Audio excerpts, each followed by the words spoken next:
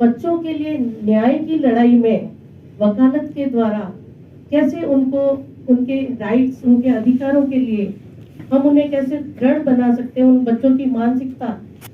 क्योंकि पूरे विषय में हम बात करते हैं, सारी बात निकल के आई है मेंटल हेल्थ पे। हम उन बच्चों का मेंटल हेल्थ कैसे इतना स्ट्रॉन्ग करें, हमारी वकालत के द्वारा, हमारी काउंसलिंग के द्वारा और हमारी सहभागिता के द्वारा, ताकि जिस मिशन के अंदर यूनिसेफ से लेके हर एक छोटे पड़ाव तक जो बच्चों से क्षेत्र से जुड़ा हुआ कार्य कर रहे हैं किसी न किसी रूप के अंदर, वो सारे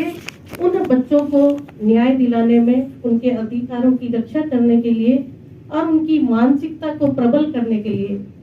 क्या कर सकते हैं। बहुत सारे कानून, बहुत सारी बात के बाद में निकल के क्या आता है,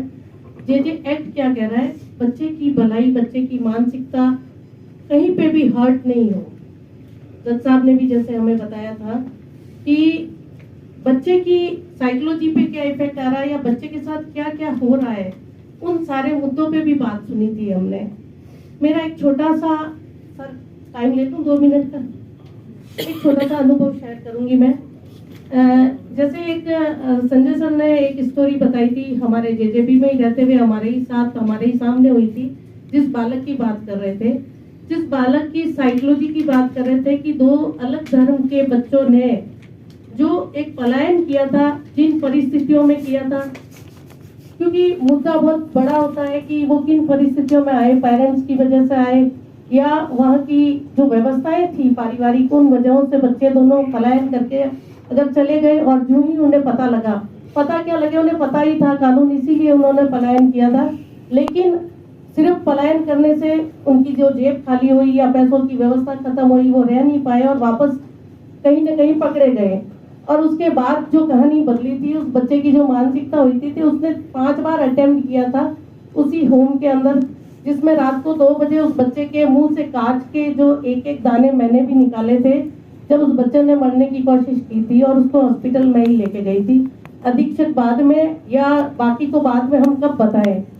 कानून के पर्चे कब भरे, उससे पहले मेरा घर जस्ट पास में था, फोन आते ही मैं उस बच्चे को लेके गई थी। तो उस बच्चे की जो साइकोलॉजी थी कि वो किस पीड़ा से निकला था, और जब हम दोनों मेंबर ने एक सोच बनाई थी कि इस बच्चे को इस विचारधारा से कैसे बाहर निकालना है,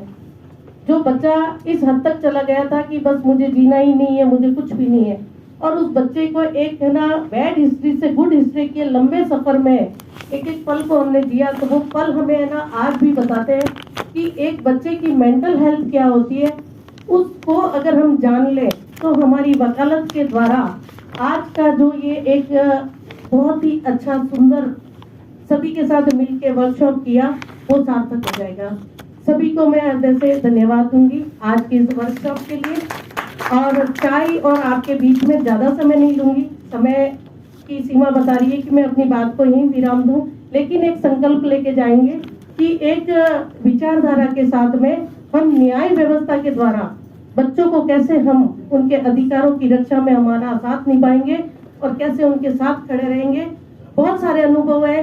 हर अनुभव बोल रहा है कि मुझे भी शेयर करो, लेकिन समय नहीं है। Thanks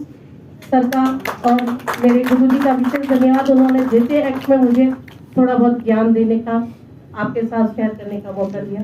thanks.